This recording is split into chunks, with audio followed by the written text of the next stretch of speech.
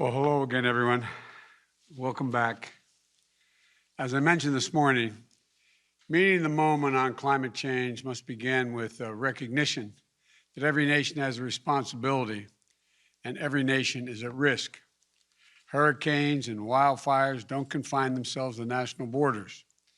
Instability and displacement in one country has ripple effects that are felt throughout the regions and across the world.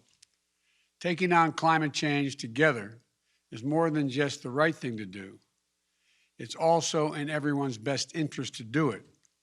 Meeting this challenge is going to require mobilizing financing at an unprecedented scale.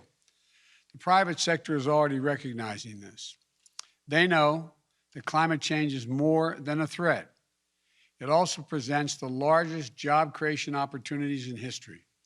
Hundreds of billions of dollars are already being invested worldwide every year, supporting projects to help build resilient economies with net zero emission goals. But the private sector has more it can do and must do. Let's be clear. Even then, the private sector can't meet these challenges alone. Governments need to step up and they need to lead. We have a role to play in making sure that material climate risks to financial systems are measured, disclosed, and mitigated. If Wall Street is pumping billions of dollars into businesses that could be turned upside down when the next storm comes, and we know there will be more storms, Wall Street needs to make clear the risk it's taking on. Those dollars being invested are often the hard-earned savings of our workers, pensions. We can't take steps to protect our workers if we don't step up. We have to be able to move forward from the downside deal then into the upside and strengthen the resilience of our financial system. I've directed my team to develop an approach to do exactly that. You know, and all of our nations must stand together in shifting policies on public investment as well.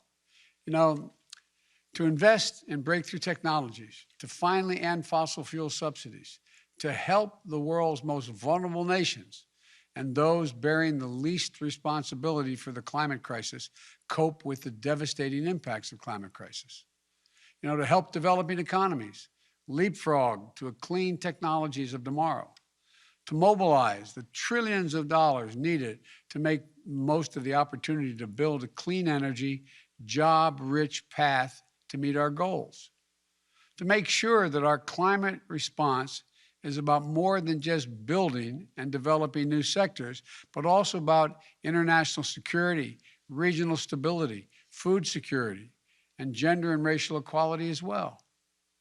You know, our shared goal of mobilizing $100 billion per year in developing countries is critical for achieving that. You know, it's an investment that's going to pay significant dividends for all of us. And to help meet that goal, the United States will double its by 2024, our annual public climate financing development to developing countries. Compare that to what we were providing during the second half of the Obama-Biden administration. At the same time, we intend to triple our public financing for climate application in developing countries by 2024, recognizing the dividends that pays in reducing cost of disasters and conflicts are avoided. You know, our Development Finance Corporation is committing to net zero emissions through its investment portfolio by 2040 and to increase climate-focused investments to 33% of all new investments beginning in 2023, the earliest of any country. In addition, today we are issuing America's first ever International Climate Finance Plan. This plan represents our vision for financing the global climate response in a coordinated way. It lays out specific steps that federal agencies of the United States will take to increase both the quality and quantity of climate financing. And it will help us spur the private sector to contribute more to climate solutions in developing nations and here at home as well. You know, this moment demands urgency. Good ideas and good intentions aren't good enough. We need to ensure that the financing will be there, both public and private, to meet the moment on climate change and to help us seize the opportunity for good jobs, strong economies, and a more secure world. I'm confident that we're going to get this done together.